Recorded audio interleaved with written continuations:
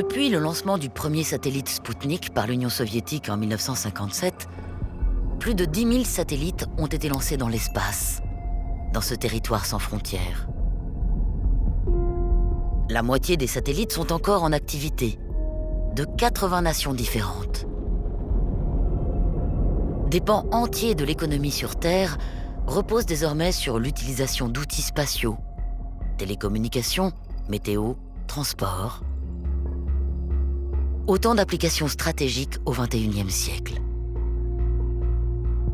Revers de la médaille, les satellites sont un talon d'Achille pour certaines nations.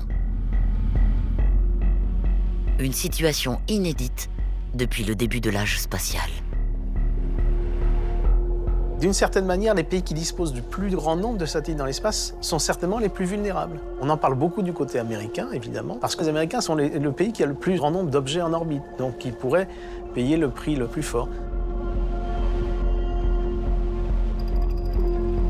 Les 2/3 des satellites civils et militaires opérationnels en orbite sont américains. La Chine en possède 10%. La Russie, moins de 5%. Cette domination américaine permet de mieux comprendre les enjeux de souveraineté dans l'espace. Pour les États-Unis, préserver leurs compétences, leurs capacités spatiales, c'est vraiment crucial, c'est vraiment essentiel. S'y ajoute le fait que les satellites contribuent à leur puissance économique, contribuent à l'ensemble de l'activité. Ils sont vraiment un élément important de l'intérêt national. Donc, bien évidemment, ils ne peuvent pas se permettre qu'il y ait la moindre menace sur cette composante de leur puissance. Soucieux de préserver leurs intérêts stratégiques en orbite, les États-Unis décident de créer en 2019 une armée dédiée à l'espace. We're gathered here in the Rose Garden to establish the United States Space Command. It's a big deal. As the newest combatant command, SpaceCom will defend America's vital interests in space, the next warfighting domain. We're especially grateful to welcome the new leader of SpaceCom, General Jay Raymond. Good afternoon. Mr. President, thank you for hosting us today. In doing so, you honor the airmen, sailors, soldiers, and Marines that secure our high ground for our nation. Le général Raymond incarne la volonté politique de la plus grande nation spatiale du monde, bien déterminée à conserver sa suprématie en orbite. Le risque, c'est que des pays développent des moyens d'action pour nous empêcher d'accéder à l'espace. Et en agissant ainsi, ils pourraient nous priver des avantages dont nous bénéficions tous. Vous savez, une personne lambda qui se lève le matin, avant même de prendre sa première tasse de café, a déjà utilisé l'espace à plusieurs reprises. Les satellites alimentent notre mode de vie. Le ministère de la Défense américain amplifie la menace et vante aux citoyens la nécessité de l'effort militaire spatial. Millions feel the effects. Banks, airports, infrastructure. Our prosperity could be at risk. Au premier rang de l'infrastructure spatiale, le système de positionnement américain, le GPS, est constitué de 31 satellites militaires, devenus depuis les années 2000 une référence mondiale pour toutes les activités humaines. La Russie dispose de sa propre flotte, GLONASS. La Chine de sa constellation Beidou. L'Europe utilise son système Galileo. Ces flottes de satellites à 20 000 km dans l'espace sont considérées comme hautement stratégiques. Galileo fait partie des objets spatiaux que surveille le commandement de l'espace français, créé en 2019 avec à sa tête le général Michel Friedling. Les constellations de navigation, GPS et Galileo, permettent non seulement de se positionner et de naviguer, mais aussi de permettre de synchroniser l'ensemble des horloges mondiales. Donc quand vous perdez la synchronisation des horloges, vous allez perdre beaucoup de choses dans le domaine du transport, dans le domaine de la finance, et ça peut créer des victimes sur Terre.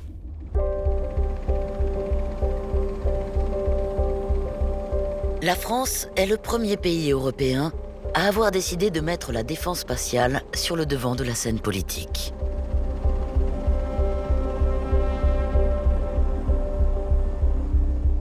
Disposer d'une défense spatiale renforcée est absolument essentiel. Et c'est bien tout notre quotidien qui en dépend. Et je ne parle pas du quotidien de nos soldats.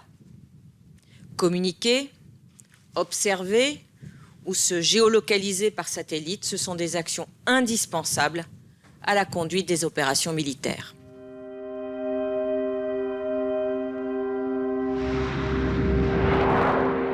En 20 ans, le rôle des satellites a été décuplé sur tous les théâtres d'opération, faisant de l'espace un territoire crucial pour la sécurité nationale.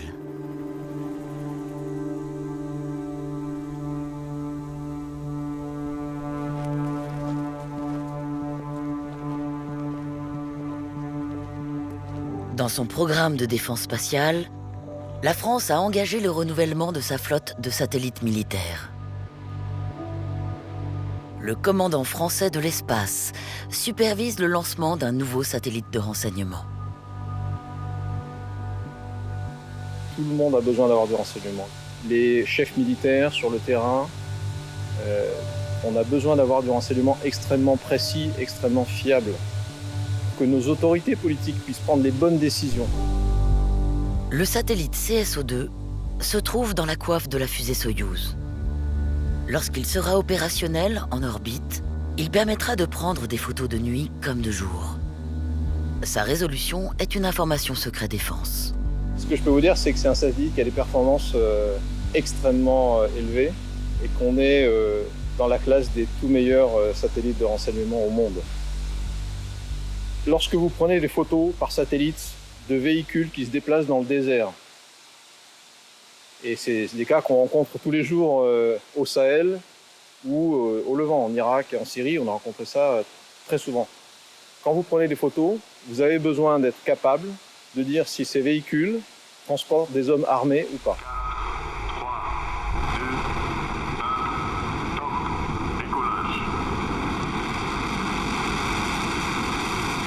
Grâce à sa nouvelle flotte de satellites, la France consolide sa place dans le club des grandes puissances spatiales militaires, aux côtés de la Russie, de la Chine et des États-Unis.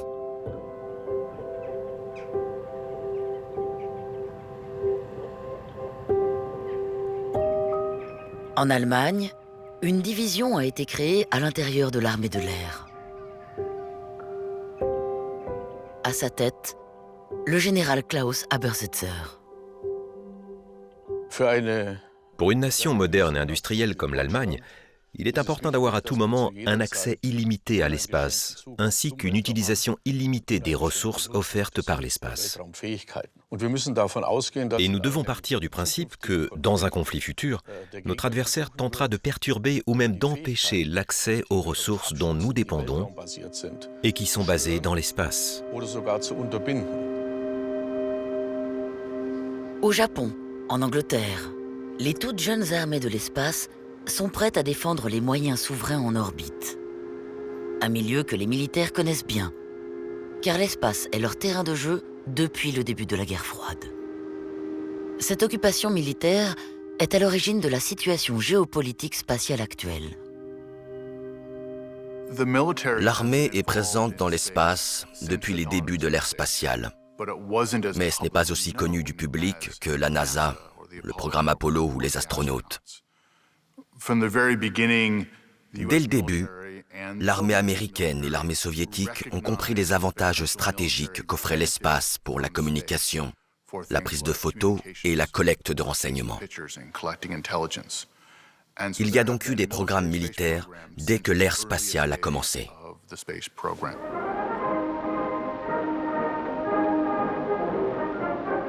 Pendant la guerre froide, l'espace a même joué un rôle crucial dans l'équilibre géopolitique mondial.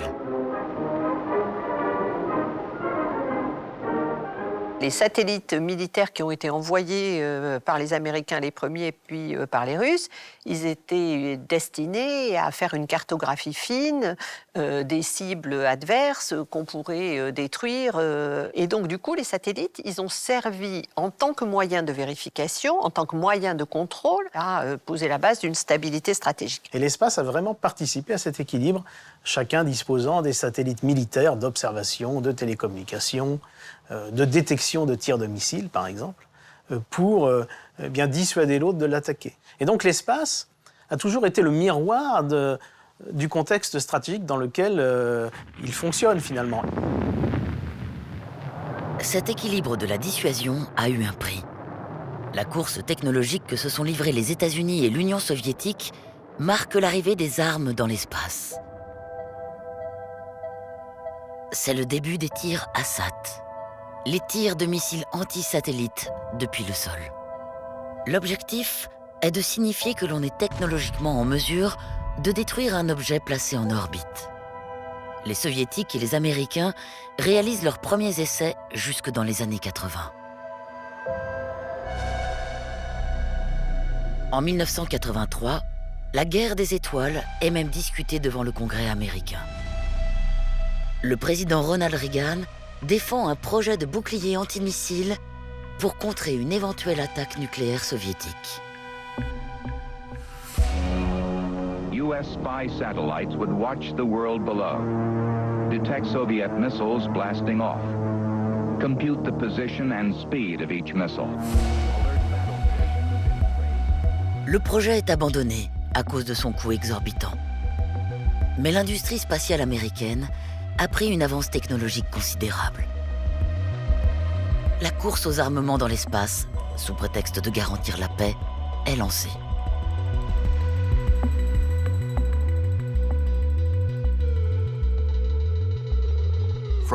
Du point de vue des États-Unis, pendant la guerre froide, il y avait une compétition déclarée avec l'Union soviétique.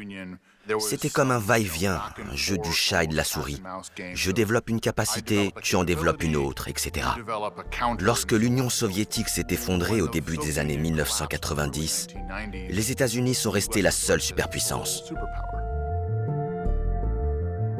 Les États-Unis se retrouvent seuls maîtres à bord pendant plus de 15 ans. Jusqu'à l'arrivée fracassante d'un nouvel acteur sur la scène géopolitique spatiale. La Chine réalise en 2007 un tir ASAT sur un de ses propres satellites.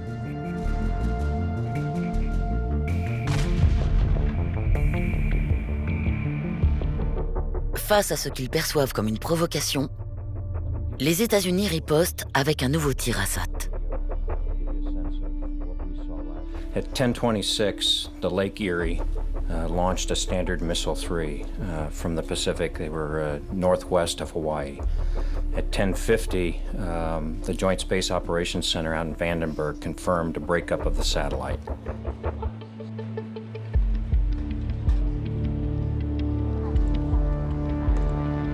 La Chine manifeste ses ambitions dans l'espace, qui devient le terrain d'une nouvelle forme de compétition avec les États-Unis.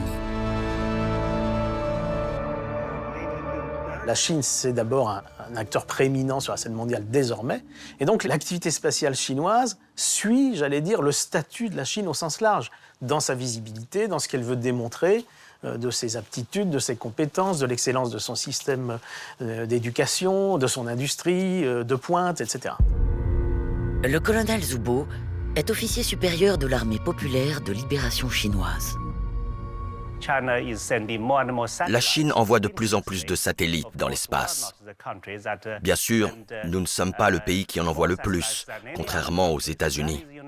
Néanmoins, l'espace devient de plus en plus important pour la Chine. Le discours de la Chine, c'est de dire, eh bien finalement, les États-Unis multiplient de leur côté les capacités, sont potentiellement détenteurs d'armes, etc., etc. Et il faut que nous démontrions que nous n'allons pas leur céder la suprématie totale dans l'espace. Et le côté américain, lui, s'est immédiatement capitalisé sur ce premier test qui va enfin leur permettre de dire que tout l'argent qu'ils dépensent dans l'espace pour se protéger est justifié. The United States Air Force has owned this high ground of space for decades. Other nations, other air forces only dream of making such a claim. But what if their dream became reality? revisionist world powers have a new focus for their aggression. Their target? Space. They don't have to dominate it, just disrupt it.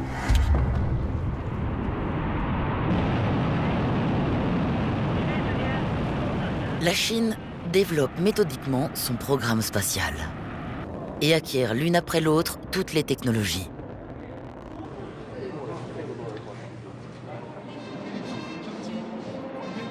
Le président Xi Jinping décline dans le milieu orbital son projet global. La Chine sera la première puissance mondiale en 2045. Cette idée-là, elle crédibilise finalement les inquiétudes américaines. Les inquiétudes américaines, elles crédibilisent la puissance chinoise et cet essor de la Chine sur la scène internationale. La Chine préfère être crainte qu'aimée, surtout si elle est crainte des États-Unis. Ça, c'est vraiment une super propagande, en quelque sorte, qui lui est faite. À ce petit jeu, les responsables américains donnent volontiers le change, stigmatisant régulièrement la Chine au plus haut niveau de l'État.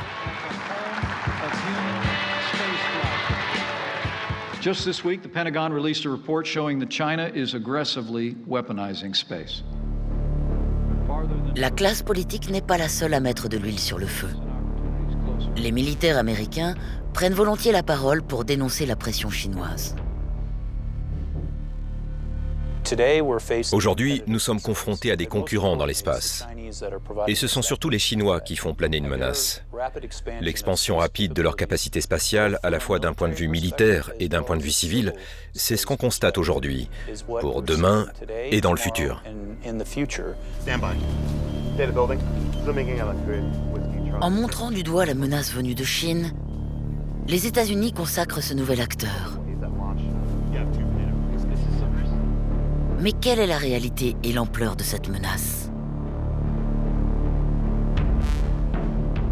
En l'absence de caméras de surveillance en orbite, les radars, capteurs et autres télescopes sont les seuls moyens de détecter depuis le sol les trajectoires des satellites. Encore faut-il les décrypter pour comprendre ce qui se passe à 500, 800, voire 36 000 km dans l'espace. Les experts DJI ont repéré une intense activité militaire chinoise. Ces derniers temps, des engins spatiaux se rapprochent parfois volontairement l'un de l'autre, pas par accident. Le terme que nous utilisons est « rendez-vous opération proximité » ou ROP.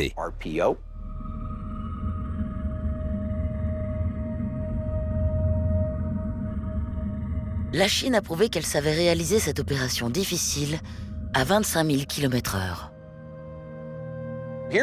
Il s'est produit là un événement très intéressant. Le satellite chinois 1C, qui est un satellite de communication, a soudainement été rejoint par un autre engin spatial chinois, le SJ-17.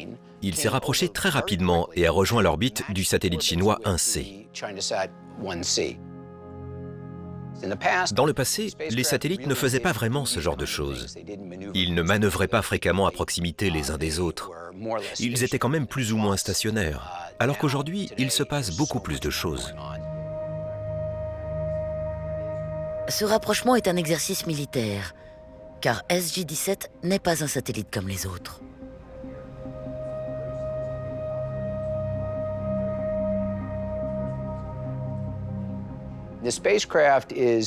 Cet engin spatial est considéré comme un test d'armes anti-satellite. Il est donc équipé de capteurs, de caméras et d'un bras robotisé qui, on le suppose, pourrait servir à saisir un engin spatial et à en faire ce qu'il veut. Il pourrait potentiellement détruire quelque chose sur un satellite, ou il pourrait agripper cet appareil et le placer à un endroit qui le détournerait de sa mission. Cela indique donc que la Chine a une très bonne compréhension de ce qui se passe en orbite et un très bon contrôle de ses engins spatiaux.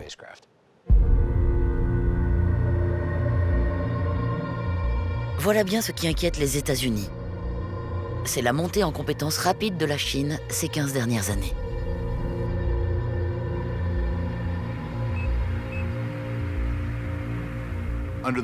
Dans le domaine militaire, la Chine est en train d'acquérir un large éventail de compétences spatiales.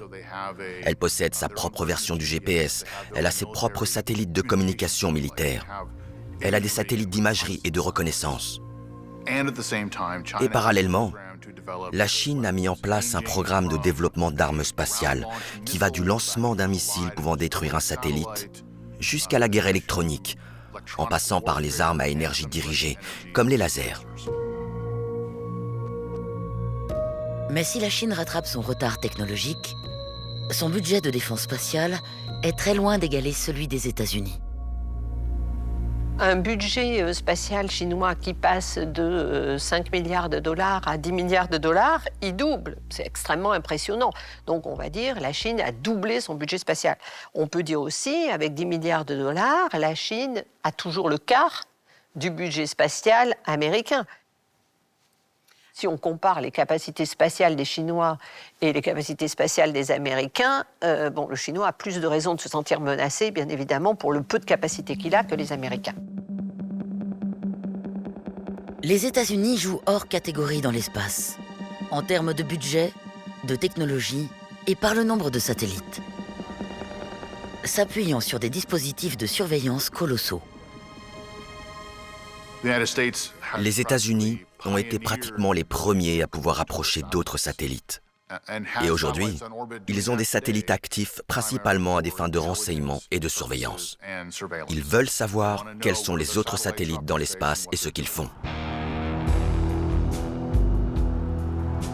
Ces dernières années, la doctrine militaire américaine a évolué en adoptant le principe de la coopération avec d'autres nations. La France fait partie des alliés des Américains sur les questions de défense spatiale. Le commandant de l'espace français est en visite officielle aux États-Unis. Une des forces stratégiques des États-Unis aujourd'hui, c'est de construire des coalitions. Ça, c'est extrêmement important. Et donc, ils ne veulent pas être les États-Unis seuls face aux méchants. Avoir une coalition, c'est très important sur le plan politique. Dire on est plusieurs pays et on ne veut pas que ces choses-là arrivent dans l'espace. On va y répondre ensemble. Pendant des décennies, les États-Unis préféraient faire cavalier seuls et garder pour eux leurs secrets spatiaux. Mais depuis une dizaine d'années, ils se sont rendus compte que faire cavalier seul ne sera probablement plus possible à l'avenir.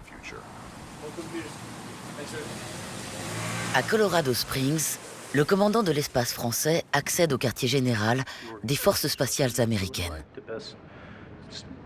Au programme des réunions de travail avec son homologue américain, les modalités d'échange des informations et le soutien mutuel dans les opérations militaires. Une grande partie d'entre elles sont lancées depuis ce centre de commandement.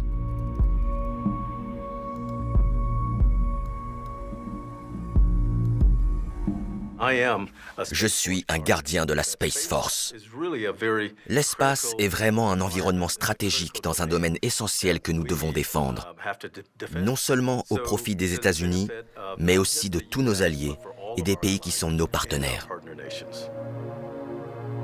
Les rapports de force terrestres se propagent dans l'espace. Malgré leur position dominante, les États-Unis et leurs alliés se sentent menacés par la Chine, mais aussi par leur rival historique, la Russie. Nous avons grandi dans un environnement très pacifique.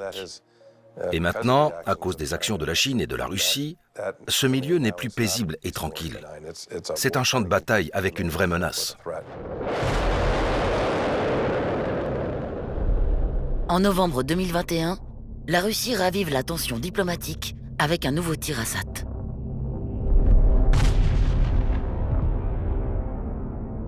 Hey Mark, good morning. We were recently informed of a satellite breakup and need to have you guys start reviewing the safe haven procedure. 45 ans après son dernier tir, la Russie réitère la manœuvre, faisant exploser son propre satellite hors d'usage, 40 km seulement au-dessus de la Station spatiale internationale. Craignant une collision avec les débris, les spationautes se réfugient à bord des navettes le temps que l'alerte soit levée. This test will significantly increase the risk to astronauts and cosmonauts on the International Space Station, as well as to other human spaceflight activities. Russia's dangerous and irresponsible behavior jeopardizes the long-term sustainability of outer space.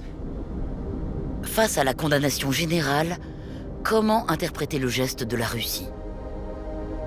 Les Russes, aujourd'hui, ont quand même le sentiment d'être très effacés de la scène internationale et de passer derrière les Chinois. Or, dans le domaine spatial, ils ont hérité de compétences soviétiques, anciennes, qu'ils ont plus ou moins maintenues. Et ce qu'on les voit faire aujourd'hui dans l'espace militaire, finalement, c'est la mise en œuvre de ce qu'ils savaient déjà faire, et donc un moyen quand même de rappeler qu'ils existent. Le tir de missiles antisatellites est devenu un outil stratégique pour s'imposer sur l'échiquier international. C'est même un outil de politique intérieure que le Premier ministre indien n'a pas hésité à utiliser en 2019 en pleine campagne électorale.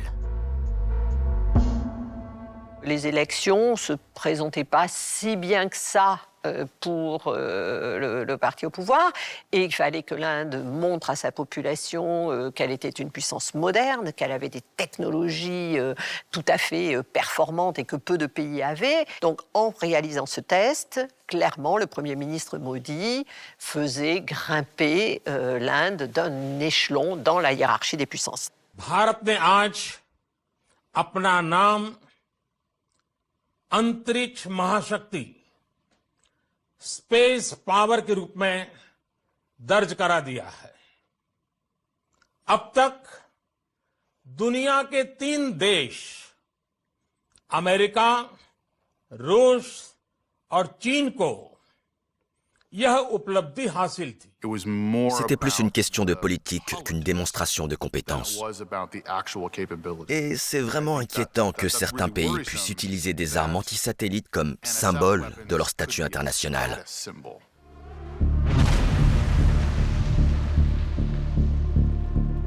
Le dernier tir russe et la frayeur qu'il a engendrée à bord de la station internationale a rappelé la conséquence du tir antisatellite qui disperse des débris en orbite.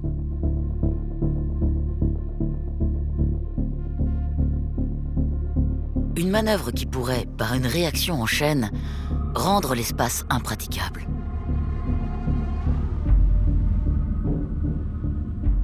Les essais de missiles anti-satellites ont démontré que de tels moyens d'action n'étaient probablement pas les bons. Ça ne peut pas être l'arme de demain pour neutraliser des capacités adverses. Si vous décidez d'attaquer les satellites de vos ennemis dans l'espace, les débris générés par ces attaques se disperseront sur toute l'orbite et deviendront dangereux pour tous les pays concernés. Ainsi, dans l'espace, une attaque contre un pays est une attaque contre tous les pays. La communauté internationale a-t-elle les moyens de prévenir le risque d'un conflit dans l'espace ? Un traité a bien été signé en 1967, en pleine guerre froide. Les États-Unis et l'URSS venaient de tester l'arme nucléaire dans l'espace. Cet accord se contente d'interdire les armes de destruction massive en orbite. 40 ans plus tard, la Chine et la Russie proposent devant l'Organisation des Nations Unies une résolution pour bannir tous les types d'armements dans l'espace. К тому же, размещение оружия в космосе кем-то одним неизбежно вызовет цепную реакцию, а это, в свою очередь, чревато новым витком гонки вооружений, как в космосе, так и на Земле. Mais les Américains et leurs alliés écartent la proposition sino-russe.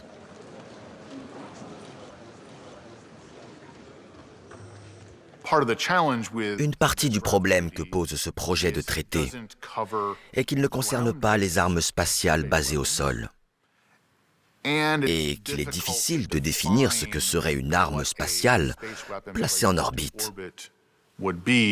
Comment définir l'usage d'un satellite qui est capable de s'approcher et de s'accrocher à l'un de vos satellites avec un bras robotique et qui est déclaré comme civil pour faire de la maintenance, mais qui en réalité va venir, le moment venu, neutraliser votre satellite militaire.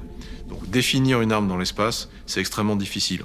La France pense qu'un traité d'interdiction des armes dans l'espace est totalement utopique et inapplicable. Impossible d'empêcher les tirs de missiles ou de lasers depuis le sol. Impossible d'inspecter chaque satellite en orbite. Les Américains et leurs alliés proposent plutôt de s'accorder sur des règles de bonne conduite. Je dirais que l'espace, c'est le Far West. C'est-à-dire que rien n'existe pour décrire ce que serait une conduite sûre et une conduite professionnelle. Donc, nous travaillons avec nos partenaires pour aider à formuler ces règles de conduite, pour aider à les identifier et aider une nation à agir de manière responsable. Mais en réclamant l'interdiction des armes devant la communauté internationale, Chinois et Russes ont réussi un tour de passe-passe. Ils sont apparus comme les plus fervents défenseurs de la paix.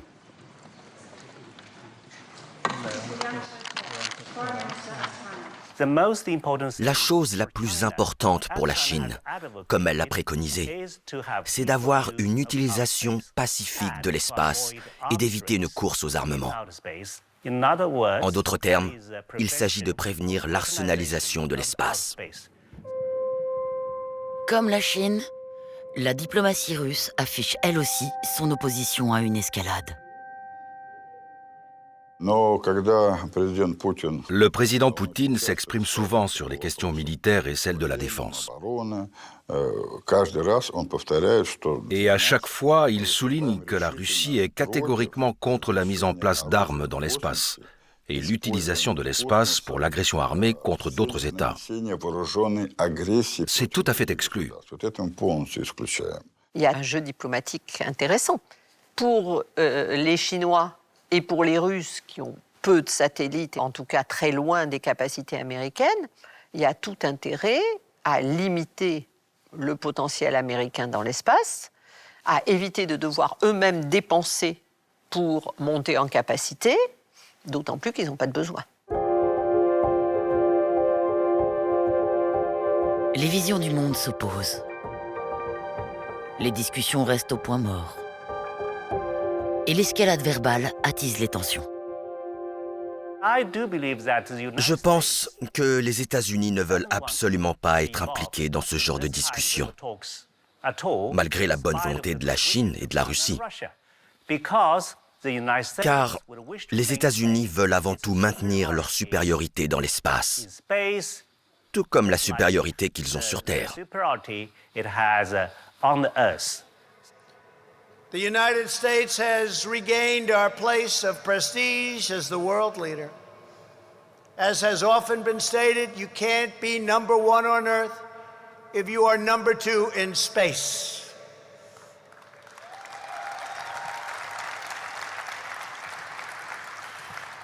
And we are not going to be number two anywhere. Le bras de fer entre les grandes puissances entretient la course aux armes dans l'espace.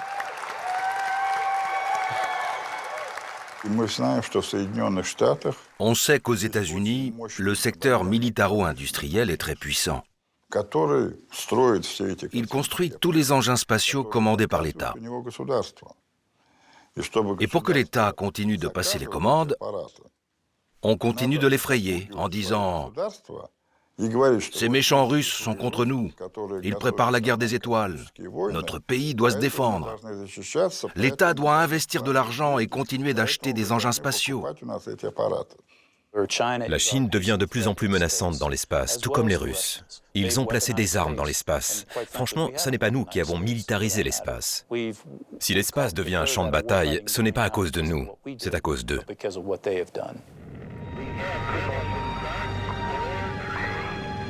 Devant les postures belliqueuses et les déclarations péremptoires, La crainte grandit qu'un conflit réel éclate dans l'espace.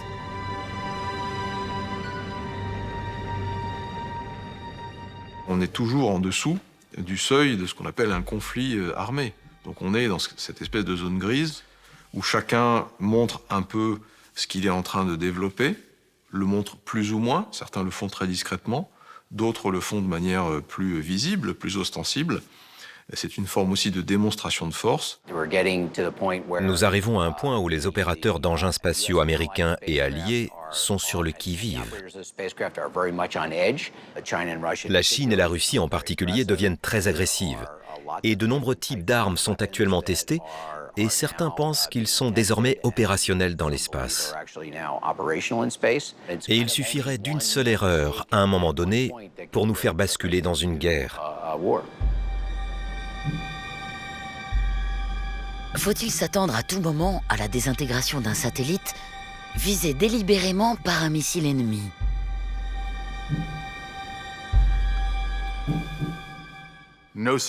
Aucun satellite n'a été détruit dans un conflit à ce jour. Je pense que si ça arrive, d'abord le public pourrait ne même pas savoir ce qui s'est passé, parce que cela peut arriver à l'un de ces satellites très secrets que nous ne connaissons pas. Toute une gamme d'armes, plus discrètes et pernicieuses que le tir de missile, ont fait leur apparition. Comme ce satellite militaire russe qui éjecte un autre satellite dans l'espace. En 2020, l'affaire des poupées russes provoque la sidération.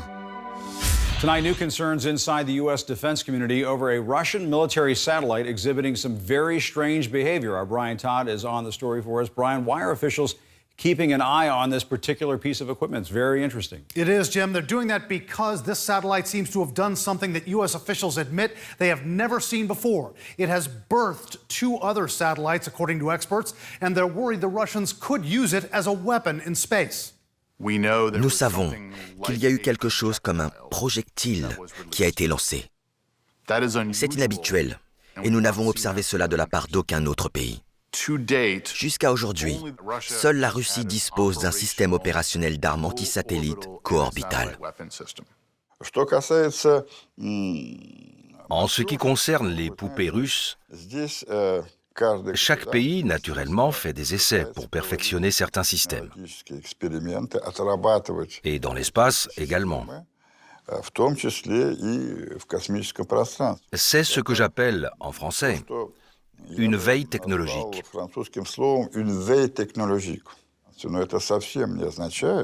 Cela ne veut pas dire que ces systèmes seront utilisés offensivement.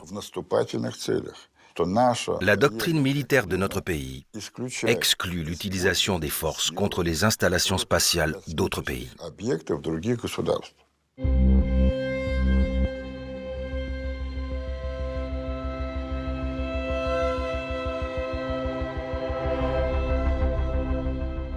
Il faut voir les actions russes comme un moyen de démontrer aux Américains qu'ils ne sont pas tout seuls et que finalement, c'est très très difficile d'avoir une suprématie totale dans l'espace. Et que même en étant technologiquement sous-dimensionné par rapport aux capacités américaines, on peut être très gênant. La Russie prouve que malgré son petit budget, 10 fois moins que le budget américain, elle maîtrise parfaitement la grammaire spatiale.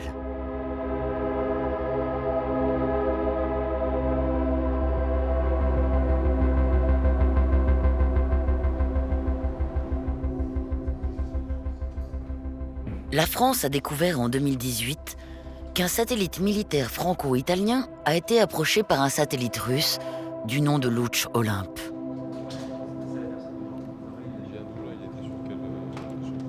Depuis, au centre de commandement de l'espace français, on garde à l'œil ce satellite évoluant à 36 000 km de la Terre.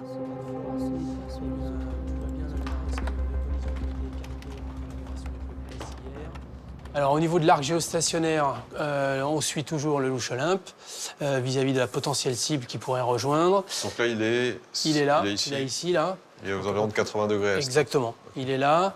Il a quitté la cible précédente il y a à peu près une semaine. Et puis donc, il est en dérive à hauteur de 2 degrés jour. Il est en dérive Dans tous les états-majors, Lutz Olympe fait l'objet d'une surveillance toute particulière. Il est apparu fin 2014, il a commencé à être opérationnel début 2015.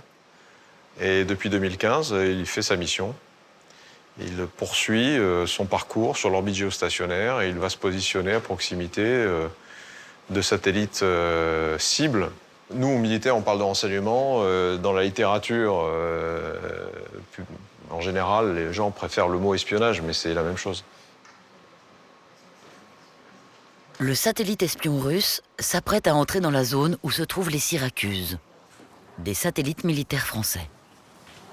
Syracuse 3, Antoine, il est en quelle position? Il est à 46 degrés est, mon général. Donc 46 degrés est, là il est en 80, donc tu vois, il faut surveiller dans les 20 jours qui viennent, aux environs de 15-20 jours, il pourrait s'arrêter à proximité de Syracuse 3. Absolument, oui, absolument. Okay. Lorsque vous développez des moyens de surveillance, vous êtes capable de voir très précisément qui fait quoi dans l'espace, et que vous êtes capable également de répondre à ces actions, eh bien, il y a là une forme de dissuasion pour préserver un usage pacifique de l'espace, pour éviter que tout cela ne s'emballe et qu'on en arrive un jour à une vraie confrontation dans l'espace. Personne n'aura intérêt à une confrontation dans l'espace, personne.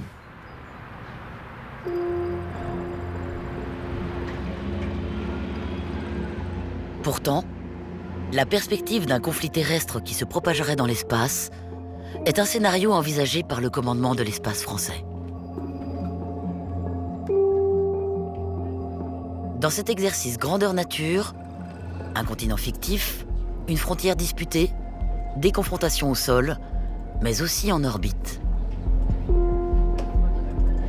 Un satellite ennemi s'approche dangereusement d'un satellite militaire français, à quelques centaines de kilomètres de la Terre.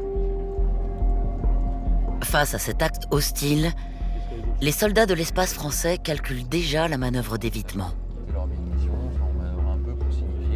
Il nous faudra combien de temps à partir où on donne les ordres aux satellites pour réaliser la manœuvre? Combien? 3 heures? 3 heures.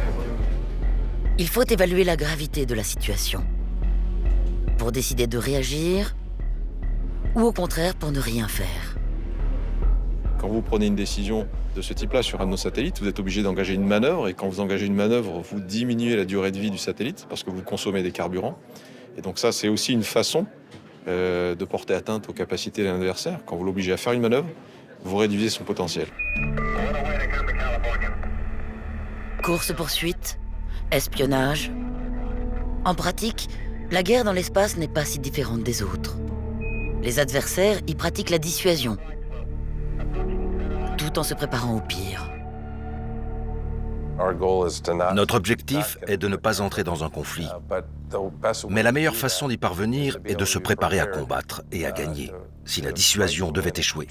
C'est ça notre objectif.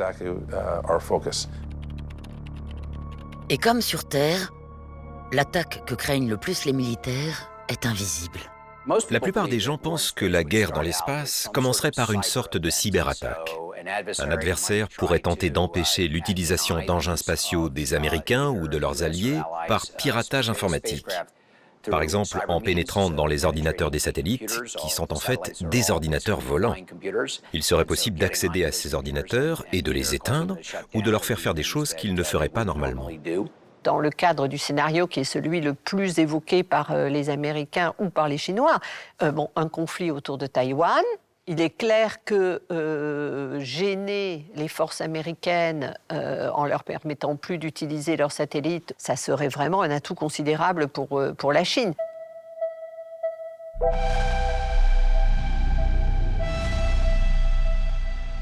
Pour atteindre ces nouvelles places fortes, à plusieurs centaines de kilomètres dans l'espace, les militaires ont aussi à leur disposition toute une gamme de lasers.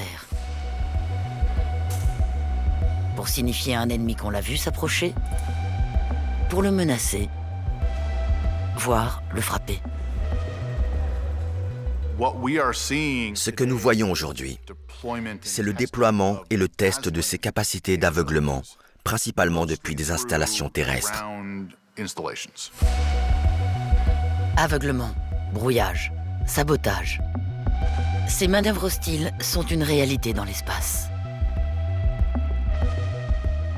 Un laser bien conçu, il peut griller une partie du moyen adverse et donc le tuer, le rendre inopérant, mais il ne va pas le détruire et le faire exploser. Dans le milieu spatial, l'objet va continuer à orbiter, il sera mort. Ce qui caractérise la guerre dans l'espace, c'est le fait que les satellites n'ont pas de mère. Et si un adversaire devait abattre un satellite, ce serait un acte moins grave que de prendre une vie humaine.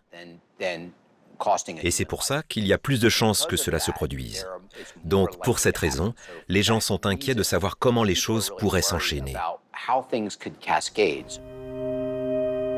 La mécanique d'une escalade est enclenchée. Et la crainte grandit d'une accélération de l'arsenalisation de l'espace.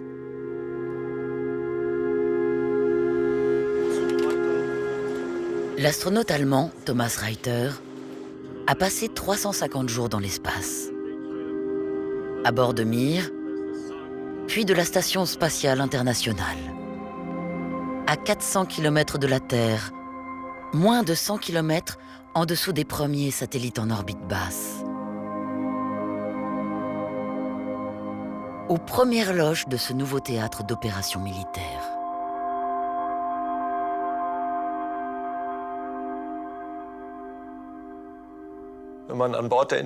Lorsqu'on travaille à bord de la Station spatiale internationale et que l'on sait que plus de 100 pays sont impliqués dans ces projets de recherche, c'est-à-dire qu'ils poursuivent des objectifs communs pour le bien de l'humanité tout entière, il est évident que l'on a une vision un peu particulière de la question du rôle de l'espace pour les militaires.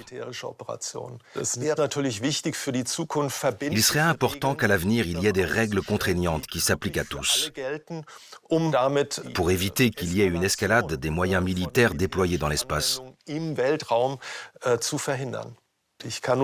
ne peux qu'espérer que cette spirale puisse être évitée et que l'on n'en arrive pas là. Alors que la station spatiale vit ses dernières heures, l'idéal de la cohabitation pacifique des nations dans l'espace va-t-elle s'évanouir, inaugurant une nouvelle ère où l'espace n'est plus qu'un champ de bataille? Dans l'idéal, on souhaiterait que ne se développent pas des programmes militaires et d'armes dans l'espace. Ça, c'est le souhait fondamental qui, du coup, permet d'avoir un espace sécurisé. La réalité, c'est qu'on voit le contraire. Donc, tout ça incite quand même à une diplomatie active et créative. L'espace révèle les visées antagonistes de nations qui jouent chacune leur partition, tout en prétendant courir après la paix. Dans ce jeu de poker menteur, l'arrivée du secteur spatial privé complexifie encore un peu plus la donne. Elon Musk, à lui tout seul, a commencé à envoyer plusieurs milliers de satellites pour connecter la planète en haut débit. Sur le marché de l'Internet spatial, les Américains ont déjà pris l'avantage. Mais les Chinois et les Européens espèrent bien, eux aussi, une part du gâteau. Dans les années à venir, de nouveaux enjeux commerciaux pourraient accroître le risque d'une étincelle qui mettrait le feu aux poudres, rendant plus urgente encore la sécurisation de l'espace.